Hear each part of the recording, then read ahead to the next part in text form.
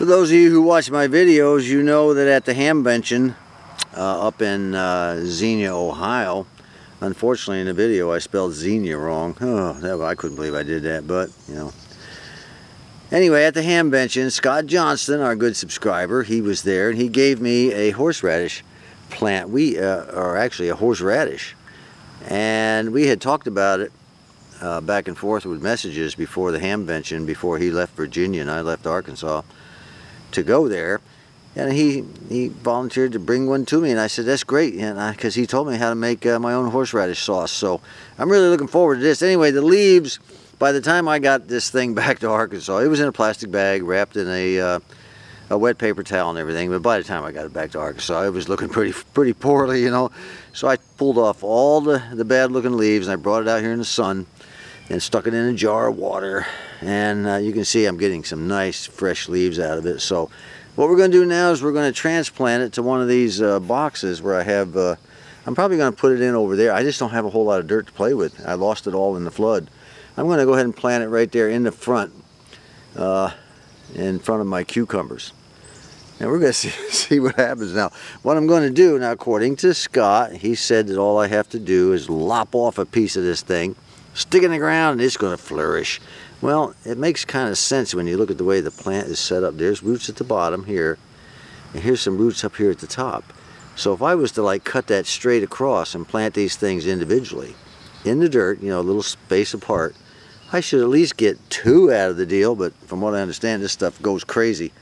But you know, I won't let it go crazy. I'll continually pluck out the ones I don't need. So let's take it over there to the other box.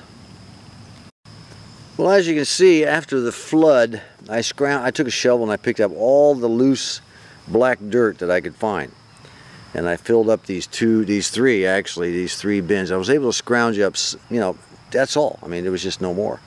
And of course, I had planted my radishes in that dirt that had been floated out of the boxes, and the radish seeds went everywhere. Well, guess what? They're all popping back up. It's just popping up here. I don't know what's going to come of this. I don't know. I had planted corn in a couple of boxes last year to get rid of the nitrogen, so that, you know, I could grow some radishes. All I was getting was tops and no bottoms, and I found out it was a nitrogen problem. Well, that idea went out the window when that dirt all floated out and went wherever it wanted to go. I didn't know what was nitrogen extracted and which was not, so I said just put it in there. So what we're going to do, we're going to sacrifice a few of these radishes, unfortunately, and we're going to go ahead and dig a hole here, I think, and we'll probably dig another hole right here. Get rid of that radish down there. I hate to do that, but they're selling some, you know, we had so much rain in Arkansas this year that, boy, I'll tell you what, down at Walmart and different places around town, they are selling radishes big as golf balls and bigger. Anyway, what I'm going to do is I'm going to go ahead and take this old horseradish, and I'm just going to do that number right there. I'm going to plant one here because this soil is already fertilized, and I'm going to plant one right here with the roots down, and then I'm going to go ahead and cover it up. I don't know if I'm supposed to leave the top exposed or not. I guess we're going to find out, aren't we?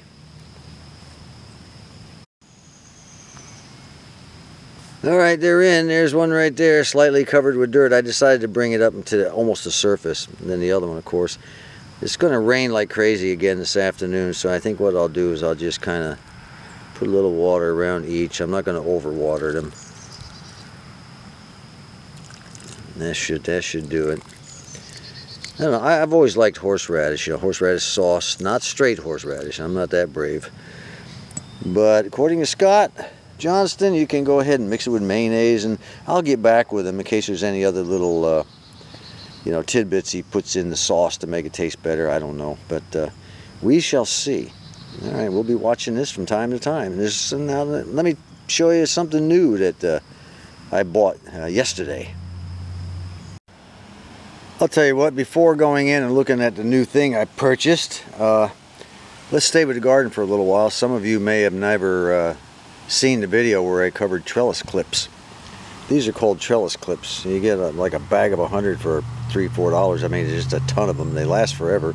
This is like my 3rd year with them. I just keep taking them off and putting them back in the bag and using them the next year. what happens is you want to tie, let's say you want to tie your tomato plants up. That's what I use them for. You can use them for anything. And what happens is you take your string. It's going to be a one-handed deal. This ought to be interesting. And you put the string down in the rear of the trellis clip like that, okay? And then you close the trellis clip around the string. That's all you do. And when you close it, it keeps it in place. It really binds tight against that string.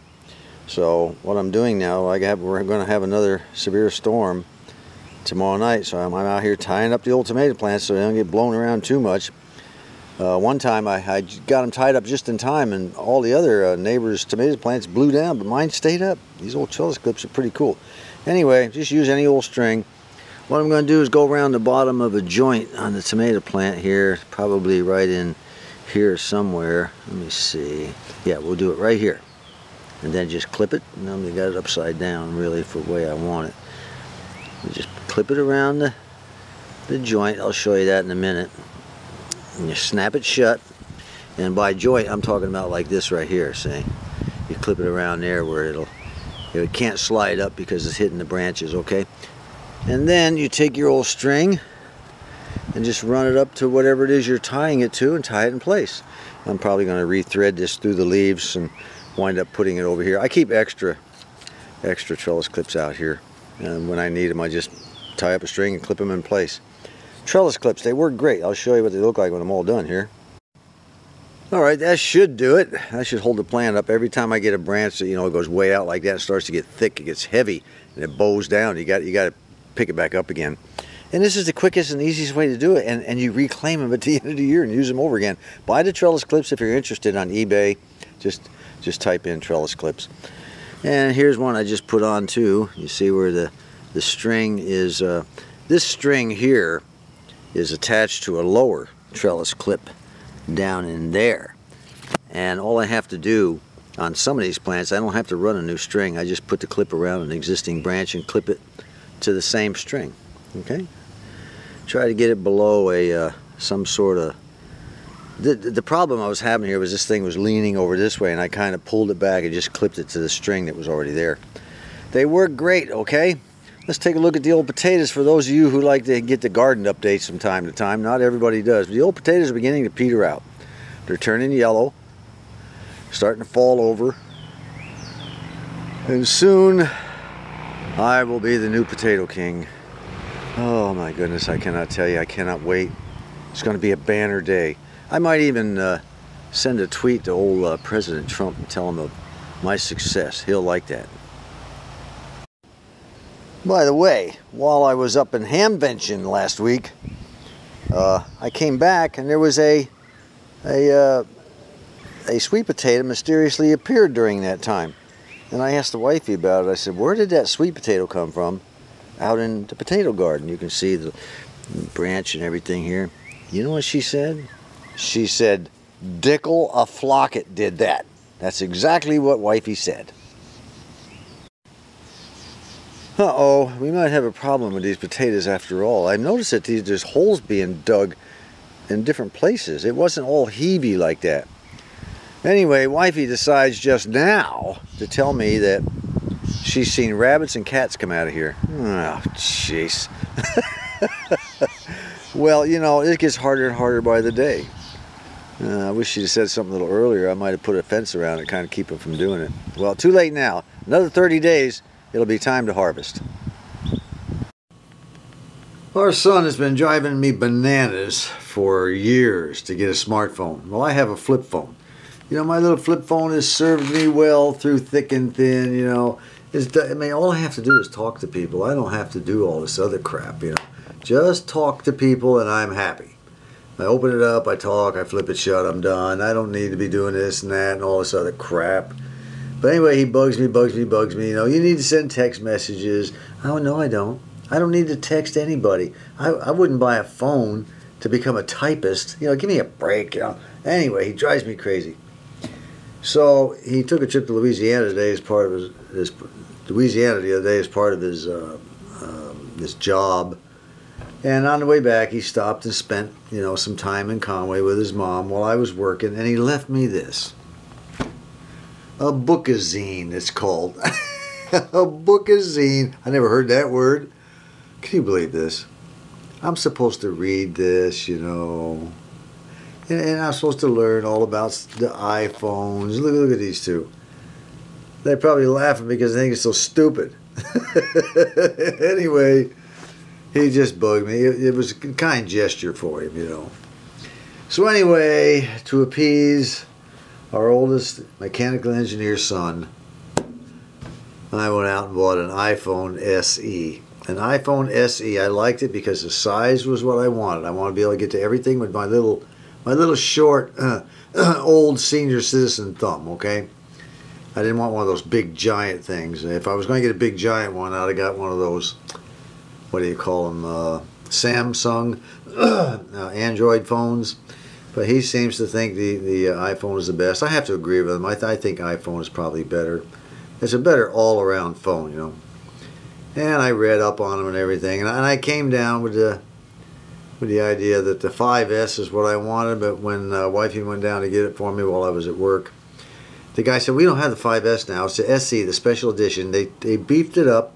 They beefed up the 5S, and that's what you got. And, you know, I said, all right, whatever, you know. It's got the iOS 10.1 or 10.2 in it, which is the operating system, you know, like sort of the Microsoft Windows system, and it's the iOS 10.2 is what they call it. Anyway, I've been studying all day my iPhone for seniors.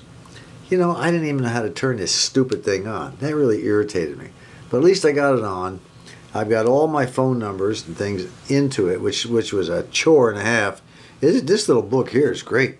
If you don't know anything about an iPhone, when you get done, I mean, they take you step by step. That's how they show you what to press. It's just step one.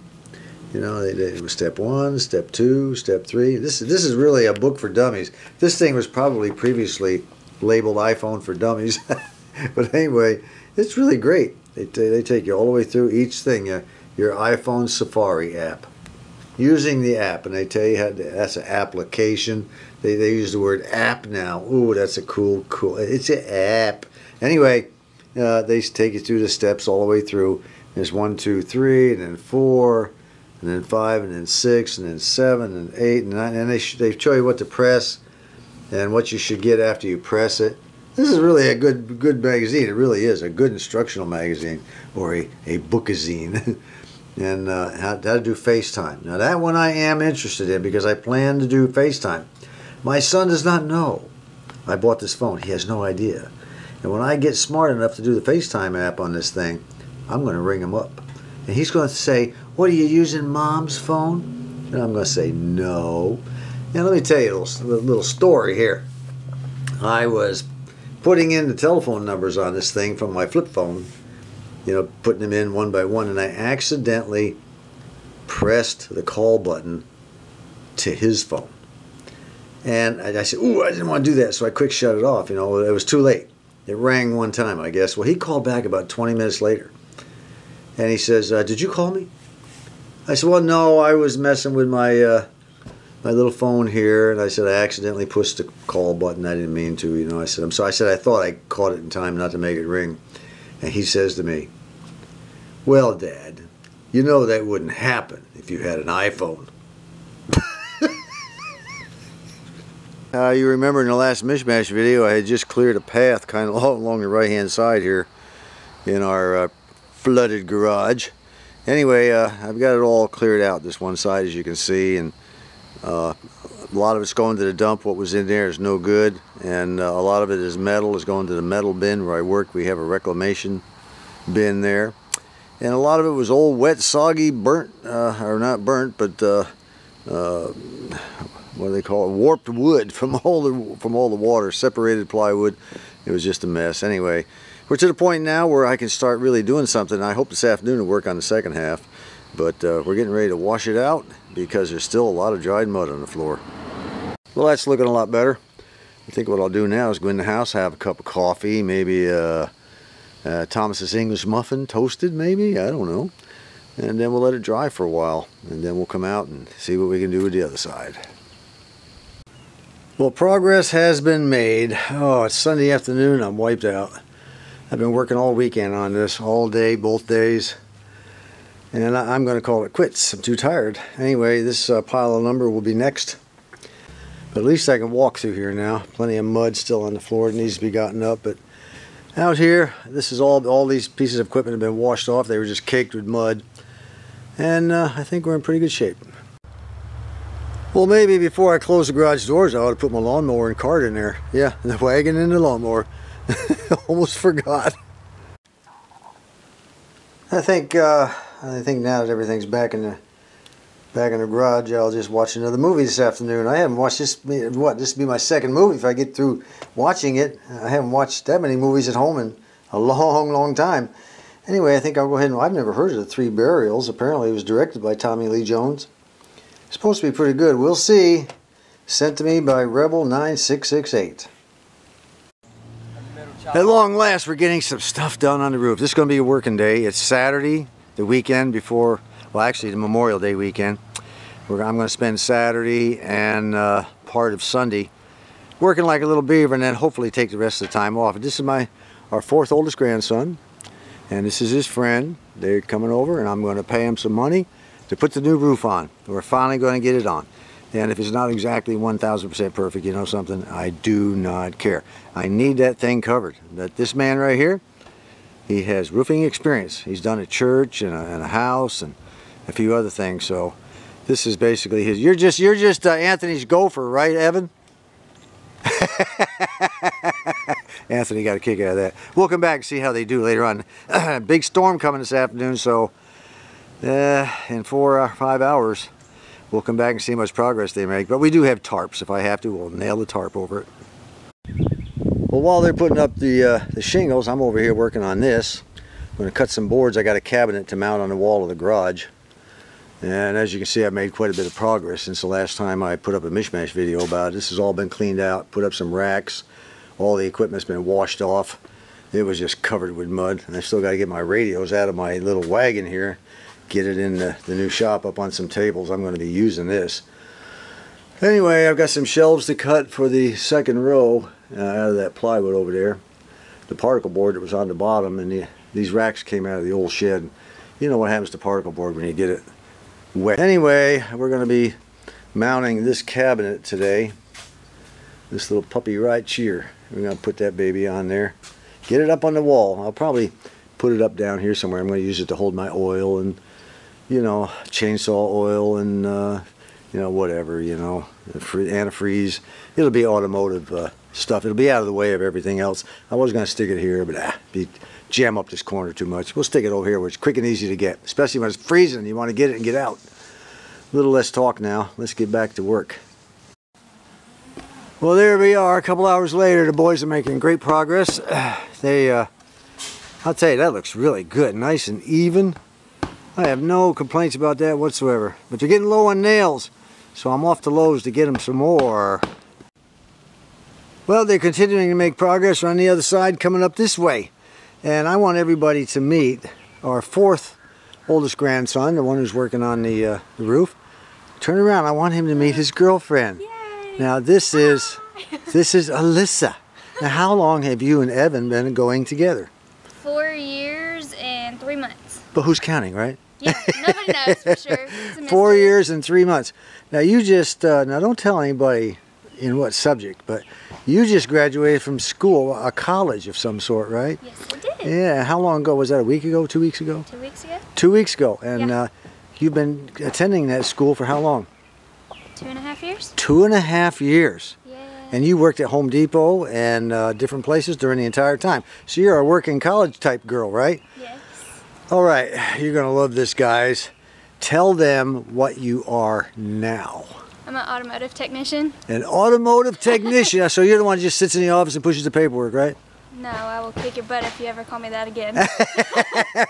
So you actually work on the cars. Yes, I do. Now, have you got a job yet? Yes. Yes, you do. Doing what? Working on cars. Working on cars? Yep. Where? Superior Chevrolet in Colorado. She got herself a job. When do you start? Thursday. Thursday? Yeah. This is Saturday, Memorial Day weekend, and you start Thursday. Yeah. And you're going to start popping the hoods on those babies, ain't you? Yep. You really like that? Yes. Yeah. I have never met a girl who went to automotive technician school and then came out and got herself a job in a dealership fixing cars. So you feel confident, don't you? Yeah. Just about anything that comes up you can fix, right? Yeah. I knew you would. I just want our guys to meet Alyssa. So, okay, there's more to this story, guys. What made you decide to become an automotive technician? This is just fascinating to me. You just don't look like one, Alyssa. I'm sorry. It's okay. I get it all the time. When I was a kid, my dad used to take me to drag races. Drag races? Where? Yeah, Centerville. I mean, pretty much anywhere. Right here in Arkansas? Yeah. And you liked hearing the roar of the engines? Yes, it was awesome. And the green lights going down the tree? Yeah, and my dad was a C-130J hydraulic troop, and so he'd take me to go see the planes. I'd see the motor, take it all apart. Just got you all excited. Did you ever see a rail job at the drag strip? No rails? Okay. So mostly it was just quarter-mile drag strips? Yeah. Well, that sounds great. And that just led from one thing to another, and next thing in rotors, fuses, engines, kind of just went from there. That's so great. That is so cool. Someday maybe you'll be the CEO of Chevy. Wouldn't that be great? That would be the bomb. Thanks a lot. Well, that's it for one day, folks. It's almost 5 o'clock in the afternoon. I've been at it all day. I'm tired. We have got this place finally cleaned up and swept up. Now, we don't have all the mud off the floor. Tomorrow, I'll take the hose to it, and we'll get this thing washed out real good. And then we'll move a bunch of stuff back over here, and then hose out the other one for a second time. Then, of course, the poor old shop. I haven't had a chance to get to that part yet, but it's a small area, 8 by 16. We'll do that tomorrow. Hose this out, clean up that, and we'll see what happens. I don't know. I think Monday I'll just kind of relax and have a little cookout. I hope to only work on this about half a day tomorrow, which is Sunday. Still Memorial Day weekend. All right, I just wanted you to know that I'm not sitting in my duff. I am trying to get stuff done so we can get the shop going, but there are priorities still. The flood really messed us up. Anyway, until next time, this is John.